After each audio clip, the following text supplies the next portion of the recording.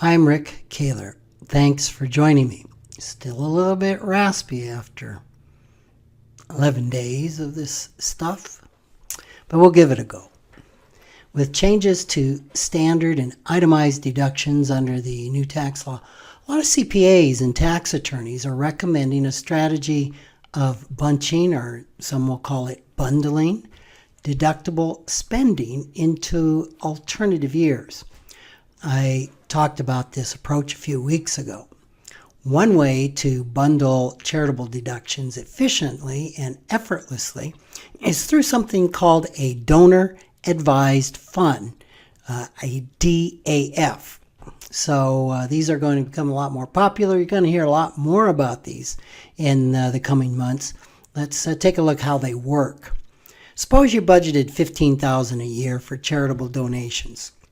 Around half of this, let's say, goes to local charities that you support regularly. The rest you give in different ways, depending on the needs you become aware of throughout the year. Just fairly spontaneously, let's say. Now, you could double your donations to charities you support regularly and give directly to them every other year. That would give you $30,000 in one year and $0 in the next. But in doing that, you might be able to get some excess deductions and not have to take the standard itemized deduction, which would be a good thing. And it could save you some tax money. But you're going to lessen your ability to give spontaneously. Giving through a DAF allows you to keep that spontaneity. A DAF allows you to make a large taxable gift in one year, in this case $30,000, but decide in the future, that could be a day, 10 years, 100 years later. Well, maybe not 100 years. It isn't probably going to be you that will be making that decision. You can decide when and how to distribute that gift. The money stays with the DAF, which invests it until you instruct the DAF to disperse the funds to the charity of your choice. With the advent of the new tax law, DAFs have become the rage in charitable giving. According to an article in Advisor Perspectives by Ken Nopar, the senior philanthropic advisor for the American Endowment Foundation, there are now 300,000 DAF accounts. This is twice the number 8 years ago, and nearly 4 times the number of private foundations. But all DAFs are not created equal. So establishing one should be done only after some thorough investigation. Some of the areas the article suggests that you explore with your financial planner or tax preparer are these. Number 1, what is the appropriate amount to donate to a DAF account? Donate too much or too little, and you may not realize the maximum benefit from your gift. So be sure to check with your tax preparer. Number 2, with some DAF sponsors, it's possible for your financial advisor to continue to manage your assets in well-diversified, low-cost investments.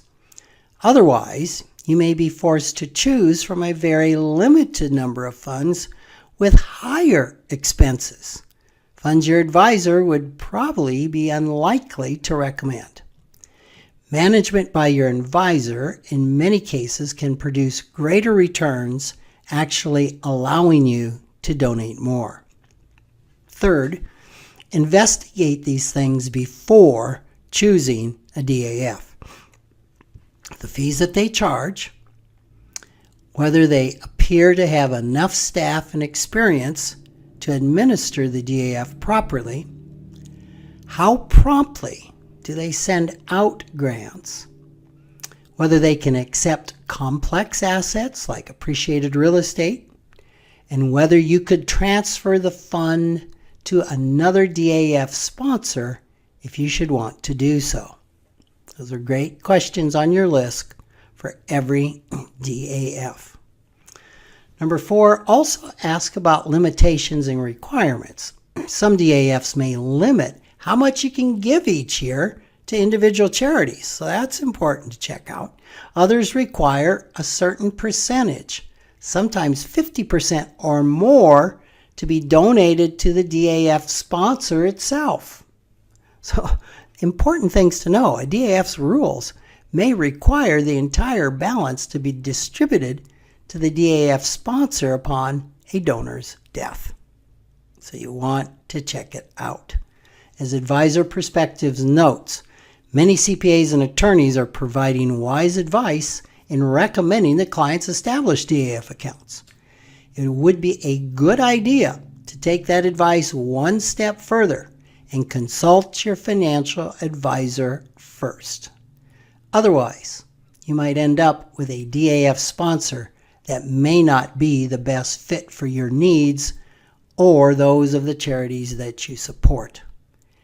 As good as bundling donations to a DAF can be, don't make a decision to use one based on the tax advantages alone. Don't let the tax tail wag the DAF dog. Just as with any investment, it's important to do your research carefully before you write the check. Thanks for listening.